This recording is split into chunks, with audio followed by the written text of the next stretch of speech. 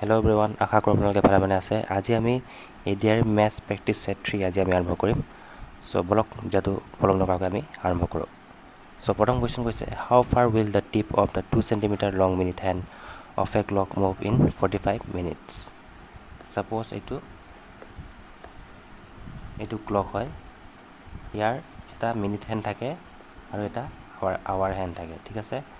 Minute হেণ্ডৰ আমাৰ ডিষ্টেঞ্চটো দিয়া আছে 2 cm।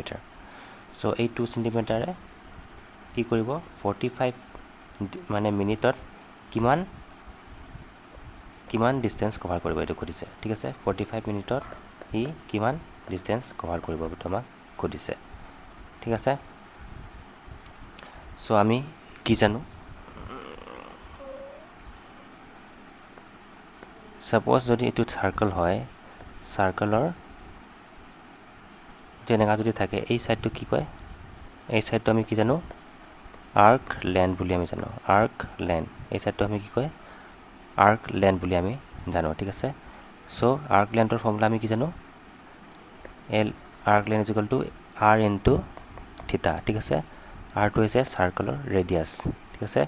চাৰ্কলটো আমি ক্লক হিচাপে আমি ধৰি ল'ম ইয়াতে। চ' এতিয়া কি হ'ব, angle traced by minute hand কিমান হ'ব, ইন 60 মিনিট, ঠিক আছে। 60 মিনিটত কিমান কভাৰ কৰিব, টুৱাইচ পাই কভাৰ কৰিব। কিয় কভাৰ কৰিব, ছাপ'জ এইটো ক্লক হয়, এই ক্লকে যদি ইয়াত 60 মিনিট কভাৰ কৰে, 60 মিনিটছ মানে এই গোটেইটো সি কভাৰ কৰিব 60 মিনিটত, ঠিক আছে। গোটেই মিনিটছ কভাৰ কৰা মানে কি হ'ব, টুৱাইচ পাই মানে কি 360 ডিগ্ৰী কভাৰ কৰিব। এই গোটেই কভাৰ কৰা মানে কিমান হ'ব, 360 ডিগ্ৰী কভাৰ কৰিব। চ' এইটো কথাই ইয়াত লিখা আছে যে angle traced by minute hand in 60 minute কিমান কভাৰ কৰিছে, টুৱাইচ পাই মানে 360 ডিগ্ৰী।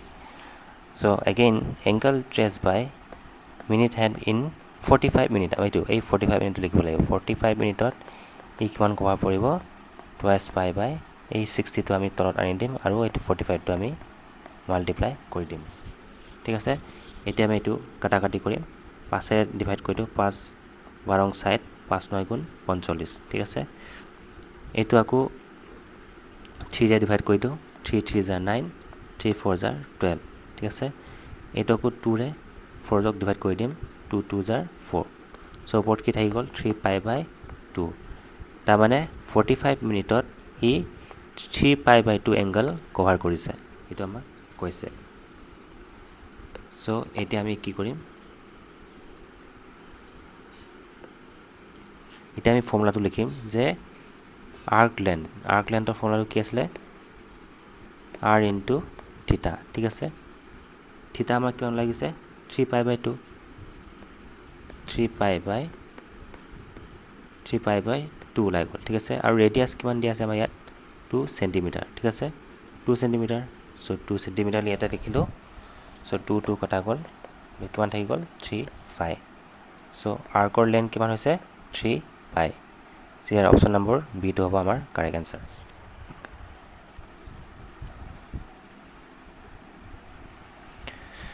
নেক্সট কুৱেশ্যন কৈছে, Sunil purchased a fan at 10% discount on labelled price. If he had purchased it at 15% discount he would have saved 400 rupees. Find the labelled price of the fan. সুনীলে কি কৈছে, 10% ডিছকাউণ্টত এটা ফেন লৈছে, তাৰমানে কিনিছে, ঠিক আছে। লেভেল প্ৰাইচ মানে মাৰ্কেট প্ৰাইচৰ কথা কৈছে। If he had purchased it has 15% discount, যদি তেওঁ 15% ডিছকাউণ্ট কিনিলে হয়, তেওঁ কিমান টকা ছেভ কৰিলে হয়, 400 টকা ছেভ কৰিলে হয়। Find the level price of the fan. Level price মানে আমাক মাৰ্কেট প্ৰাইচ ওলাব দিছে, ফেনৰ মাৰ্কেট প্ৰাইচটো আমাক ওলাব দিছে। চ' এইটো আমি কেনেকৈ কৰিম, 10% ডিছকাউণ্টত ফেন কিনা মানে কি হ'ল, ছাপ'জ লেভেল প্ৰাইচ যদি মাৰ্কেট প্ৰাইচ যদি 100 হয়, চ' 10% ডিছকাউণ্টত কিমান কৰিব, সি 90 টকাত কিনিব, 90 টকাত কিনিব, 10% ডিছকাউণ্ট মানে, ঠিক আছে। আৰু যদি 15% ডিছকাউণ্ট কিনে কিমানত হ'ব, 100 ইনটু 15% ডিছকাউণ্ট মানে কি, 100 মাইনাছ 15 নহ'ব জানো, কিমান হ'ব 85 চ' 85 বাই 100 এই এইটো কি হৈছে লেভেল প্ৰাইচ ঠিক আছে 100 কাটা যাব 85 ঠিক আছে এই 92 আমি এনেকৈ ওলাইছোঁ ঠিক আছে চ' 10% ডিছকাউণ্টত 90 টকা আৰু 15% ডিছকাউণ্টত কিমানত কিনিছে 85 ৰুপিছত কিনিছে ঠিক আছে এতিয়া কি কৈছে যদি ই উড হেভ ছেভ 400 ৰুপিজ যদি 15% ডিছকাউণ্ট কিনা হয় তেতিয়াহ'লে 400 ৰুপিজটো ছেভ কৰিলে হয় তো এইটো ক্ষেত্ৰত আমি কি কৰিব লাগিব 90 পৰা 85টো মাইনাছ কৰিব লাগিব 90 পৰা 85 মাইনাছ কৰিলে এইটো আমি কিমান ছেভ কৰিছে 400 ছেভ কৰিছে এইটো আমি পাম ঠিক আছে 90 মাইনাছ 85 যদি কৰোঁ আমি কিমান টকা ছেভ কৰিছে 400 ৰুপিজ ছেভ কৰিছে এইটো আমি পাম ঠিক আছে চ' এইটো কিমান হৈ গ'ল 5 হৈ গ'ল চ' 1ৰ ভেলু কিমান হ'ব 80 ৰুপিজ চ' আমাক কি ওলাব দিছে find the market price level price ওলাব দিছে লেভেল প্ৰাইচ কিমান আছিলে 100 চ' 100ৰ ভেলু কিমান হ'ব 80 ইনটু 100 কিমান হ'ব 8000 ৰুপিজ হ'ব ইয়াৰ মাৰ্কেট প্ৰাইচ মিনছ লেভেল price so' option number ditto হ'ব আমাৰ কাৰেক্ট এনচাৰ কুৱেশ্যন কৈছে the HCF of two numbers is 12 which one of the following can never be their LCM এটা কথা আপোনালোকে মনত ৰাখিব LCMৰ ভিতৰত কি থাকে HCFটো ইনক্লুড থাকে ঠিক আছে চ' এইটো আমি চাব লাগিব যিহেতু HCF 12 দিয়া আছে এই চাৰিটা অপশ্যনৰ ভিতৰত কোনটো 12ৰে ডিভাইড নাযায় ঠিক আছে কোনটো 12ৰে ডিভাইড নাযায় ইয়াত কৈছে নহয় কেন নেভাৰ বি LCM ঠিক আছে কোনটো 12ৰে ডিভাইড নাযায় এইটো কৈছে চ' 72 কি কয় 12ৰে ডিভাইড যায় কিমান বাৰ যাব 6 বাৰ যায় ঠিক আছে চ' 60ক 12ৰে কিমান বাৰ যাব 5 বাৰে যাব 84ক 12ৰে কিমান বাৰ যাব 7 বাৰ যাব চ' এই গোটেই A B D 12ৰে আমি ডিভাইড কৰিব পাৰোঁ ঠিক আছে চ' কোনটো 12ৰে ডিভাইড কৰিব নোৱাৰোঁ 90ক 12ৰে ডিভাইড কৰিব নোৱাৰোঁ গতিকে 92 হ'ব আমাৰ এনচাৰ ঠিক আছে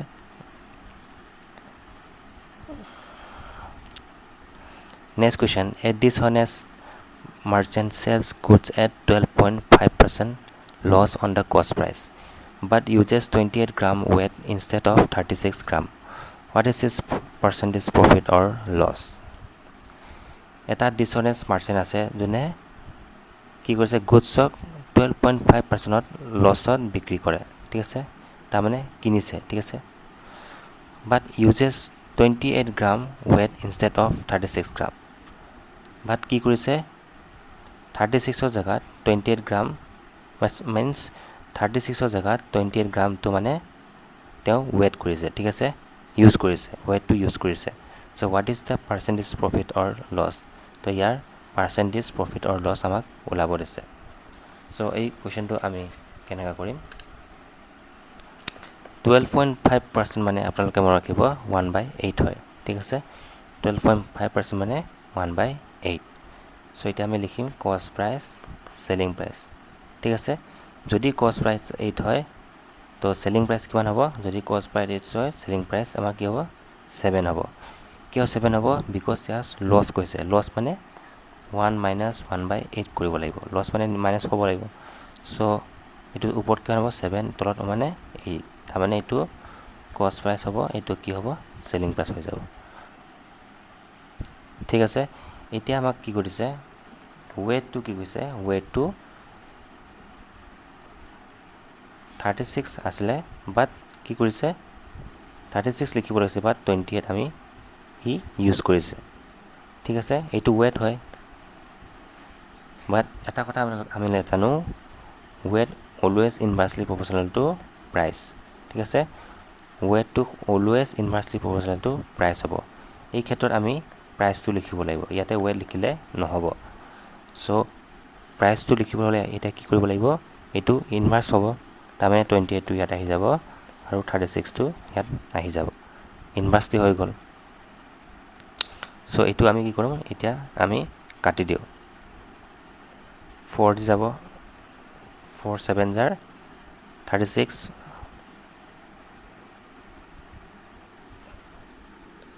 4 9 জাৰ সৰি ইয়াতে 28 হ'ব, এইটো হ'ব 36, 4 7 জাৰ 28, 4 9 জাৰ 36 ওলাই গ'ল। চ' এইটো আমি ভালকৈ লিখোঁ,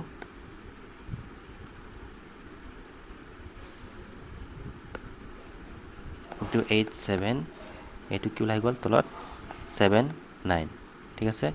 এতিয়া এইটো আমি মাল্টিপ্লাই কৰিলোঁ, এইটো আমি মাল্টিপ্লাই কৰিলোঁ, মাল্টিপ্লাই কৰিলে কিমান ওলাব 56, 7 9 জাৰ 63।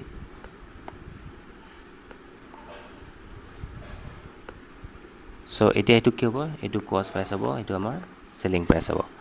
চ' আমাক কি ওলাব দিছে, what is the percentage of profit or loss.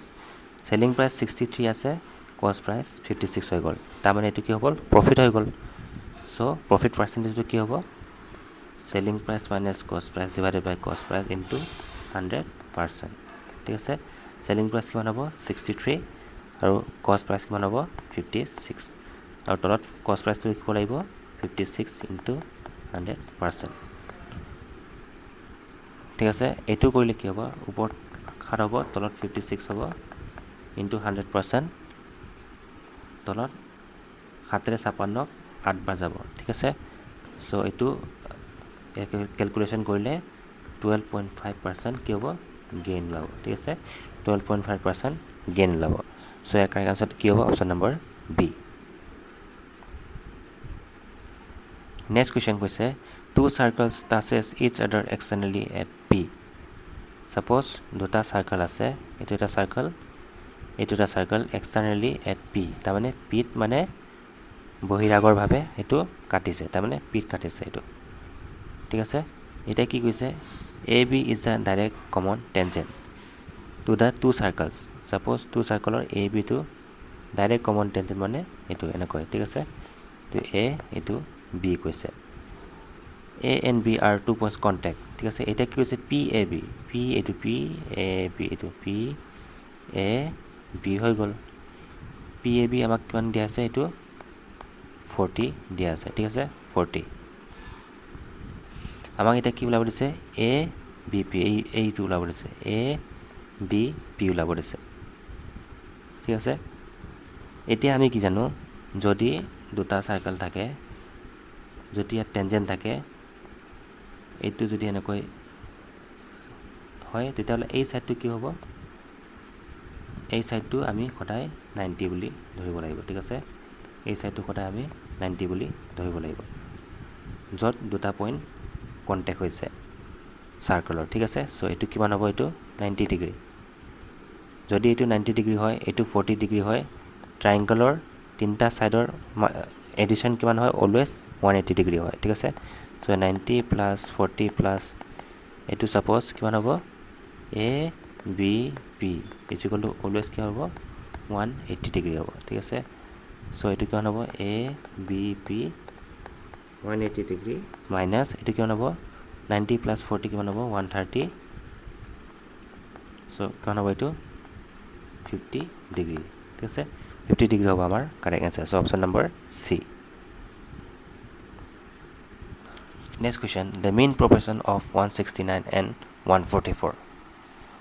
So' mean proportion মানে ইয়াৰ এই দুটা মাল্টিপ্লিকেশ্যনৰ সদায় স্কোৱাৰ ৰুটটো ওলাই দিলে আমাৰ এনচাৰ ওলাই যাব, ঠিক আছে। 169 ইনটু 144 এই দুটাৰ স্কোৱাৰ ৰুট ওলালে আমাৰ এনচাৰটো ওলাই যাব। চ' 169ৰ স্কোৱাৰ ৰুট কিমান 13 আৰু 144 স্কোৱাৰ ৰুট কিমান 12। চ' ইয়াৰ কাৰেক্ট এনচাৰটো কি হ'ব, অপশ্যন নম্বৰ 156, মাল্টিপ্লাই কৰিলে কি হ'ব 156, অপশ্যন নম্বৰ এইটো হ'ব আমাৰ কাৰেক্ট এনচাৰ। নেক্সট কুৱেশ্যন কৈছে, P and Q can complete a project in 15 days and 20 days. They started doing the work together, but after 2 days Q had to leave and P alone completed the remaining work. In how many days was the whole work be completed? P Q এটা কাম 15 দিন আৰু 10 দিনত শেষ কৰিব পাৰে, ঠিক আছে। They started work together, তেওঁলোকে একেলগে কাম কৰা আৰম্ভ কৰিছে, বাট 2 দিনৰ পিছত কি হ'ল, কিউৱে মানে কামটো এৰি গুচি গ'ল। So' and P alone completed the remaining, আৰু বাকী কাম পিয়ে অকলে কৰিলে। So' in how many days whole work be completed, গতিকে কিমান দিনত এই গোটেই কামটো সম্পূৰ্ণ হ'ব এইটো আমাক সুধিছে। চ' এইটো আমি জানো পি এ 15 ডেজত কাম এটা কৰিছে, কিউ এ 10 ডেজত কাম এটা কৰিছে। চ' এই দুটা আমি এলচিএম ওলাই ল'ম। এলচিএম ওলালে কি হ'ব, এইটো 30 হ'ব, ঠিক আছে। 30টো কি হ'ব, এইটো টোটেল ৱৰ্ক ওলাই যাব, ঠিক আছে, টোটেল ৱৰ্ক। গতিকে পিৰ এফিচিয়েঞ্চি কি হ'ব, 15য়ে 30ক ডিভাইড কৰিলে কিমান হ'ব, 2। এইটো কি ওলাই গ'ল, পিৰ এফিচিয়েঞ্চি ওলাই গ'ল। 10ৰে 30ক ডিভাইড কৰিলে কিমান হ'ব, কিমান বাৰ যাব, 3 বাৰ যাব। গতিকে 3টো হৈছে কিউৰ এফিচিয়েঞ্চি ওলাই গ'ল, ঠিক আছে। গতিকে আমাক কি কৈছে প্ৰথমে, এতিয়া চাওঁ, they started doing the work together. তাৰমানে টুগেডাৰ মানে পি প্লাছ কিউ এ মিনছ 2 + 3 কিমান হৈ গ'ল, 5। টুগেডাৰ কৈছে সেইকাৰণে 5, 2 + 3 5। চ' কিমানলৈকে কাম কৰিলে, দে ষ্টাৰ্টেড ৱৰ্ক 2 ডেজ, 2 ডেজলৈকে কাম কৰিলে, ইনটু 2 লিখি দিব, ঠিক আছে, এই 2 ডেজটো। চ' 5 × 2 কিমান হৈ গ'ল, 10। চ' এই 10টো কি হ'ল, ইমান কাম কৰিলে, ঠিক আছে। পি প্লাছ কিউ মেলি 2 দিনত ইমান কাম কৰিলে, 10টা কাম কৰিলে। চ' কিমান কাম থাকি গ'ল, এই টোটেল কামটো 30 - 10 কিমান কাম থাকি গ'ল, 20 থাকি গ'ল, 20টা কাম থাকি গ'ল। এই 20টা কামটো কোনে কৰিব, বি এ সম্পূৰ্ণ কৰিব, ঠিক আছে। এই পি এ সম্পূৰ্ণ কৰিব। চ' পিৰ ভেলু কিমান, পিৰ ভেলু হৈছে 2, এফিচিয়েঞ্চি 2। চ' 20 / 2 কিমান দিনত খতম কৰিব, 10 ডেজ, 10 ডেজ লাগিব, ঠিক আছে। পি এ খতম কৰিবলৈ, ৰিমেইনিং কাম খতম কৰিবলৈ 10 ডেজ লাগিব। গতিকে কুৱেশ্যনে আমাক সুধিছে, in how many days whole work completed, গোটেই কামটো কৰিবলৈ কিমান দিন লাগিব। অলৰেডি 2টা কাম হৈ গ'ল, চ' সেইকাৰণে আমি 2 লিখিলোঁ, আৰু বাকী কিমান দিনৰ কাম সম্পূৰ্ণ কৰিব, 10 দিনত, গতিকে 10টো লিখিলোঁ। চ' আমাৰ কিমান হ'ব, 12 ডেজ, 12 ডেজত কামটো আমাৰ সম্পূৰ্ণ হ'ব। চ' ইয়াৰ কাৰেক্ট এনচাৰটো কি হ'ব, option number B, 12 days. Next question কৈছে, the circumference of 2 circle is 198 centimeter and 352 centimeter. Respectively, what is the difference between their radii? Suppose যিকোনো চাৰ্কল এটাৰ চাৰ্কামফাৰেঞ্চৰ ফৰ্মুলা কি হ'ব, টুৱাইচ পাই আৰ, ঠিক আছে, এইটো আমি জানো। চ' প্ৰথম চাৰ্কলৰ চাৰ্কামফাৰেঞ্চ ছাপ'জ টুৱাইচ পাই আৰ 1 বুলি আমি ধৰি লওঁ, ফাৰ্ষ্ট চাৰ্কলৰ, ঠিক আছে। এইটো আমি ফাৰ্ষ্ট চাৰ্কল বুলি ধৰি লওঁ। চ' ইয়াৰ চাৰ্কামফাৰেঞ্চ কিমান হৈছে, 198, ঠিক আছে। চ' ইয়াৰ ৰেডিয়াই কিমান হ'ব, ৰেডিয়াছটো 198/2 বুলি আমি লিখিছোঁ। নেক্সট কুৱেশ্যন কৈছে, নেক্সট লাইনত কৈছে 352 centimeter, দ্বিতীয় চাৰ্কলৰ, ছেকেণ্ড চাৰ্কলৰ ইয়াৰ চাৰ্কামফাৰেঞ্চ কিমান হ'ব, টুৱাইচ পাই আৰটো কিমান দিয়া আছে, 352। চ' ইয়াৰ ৰেডিয়াছ কিমান হ'ব, 352/2 হৈ গ'ল। চ' প্ৰথমৰ চাৰ্কলৰ ৰেডিয়াছ R1 ইমান ওলাই গ'ল, তৃতীয় চাৰ্কলৰ ৰেডিয়াছ কিমান ওলাই গ'ল, এইটো ওলাই গ'ল, ঠিক আছে। আৰু কুৱেশ্যনটো সুধিছে আমাক ডিফাৰেঞ্চ বিটুইন দিয়াৰ ৰেডিয়াই, তাৰমানে R1 - R2 ইয়াৰ ডিফাৰেঞ্চটো ওলাব দিছে, ঠিক আছে। চ' এনেকৈ লিখি দিওঁ, R2 - R1 ইয়াৰ ডিফাৰেঞ্চটো ওলাব দিছে। চ' 350/2 minus 198/2 হ'ল। গতিকে 352 পৰা 198 গ'লে আমাৰ কিমান হ'ব,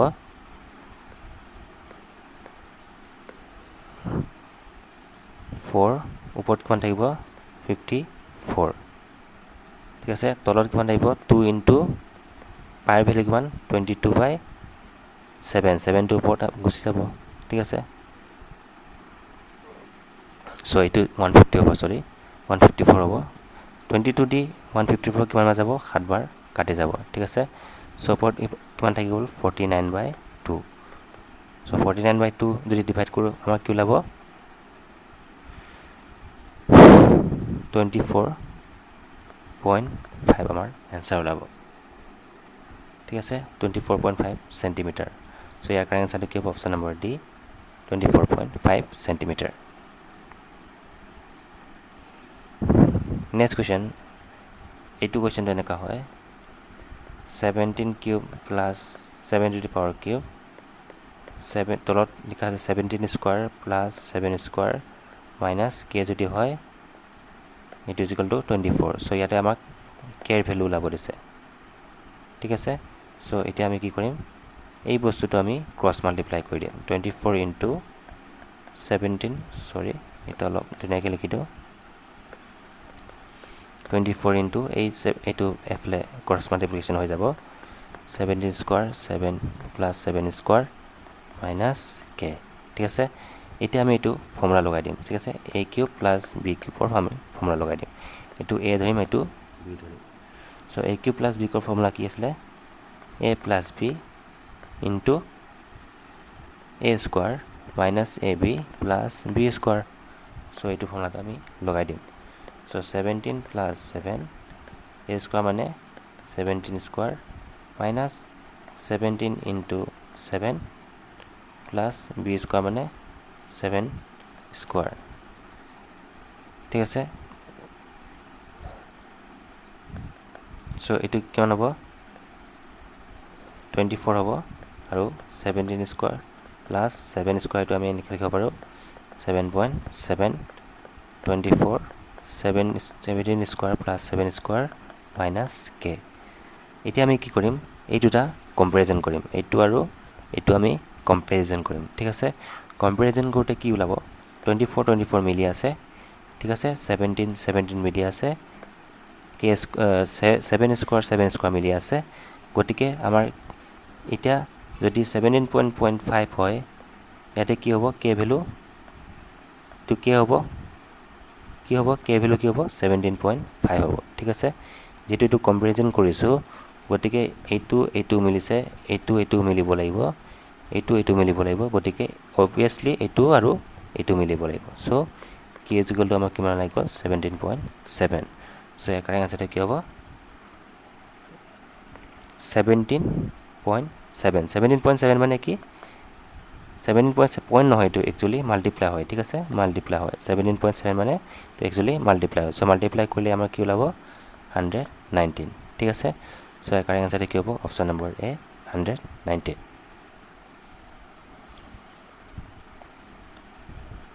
চ' কুৱেশ্যন নম্বৰ 22 ছেম হয় আপোনালোকে এইটো কৰিব হোমৱৰ্ক থাকিলে আপোনালোকৰ চ' ভিডিঅ'টো মই ইয়াতে সামৰিছোঁ যদি ভিডিঅ'টো ভাল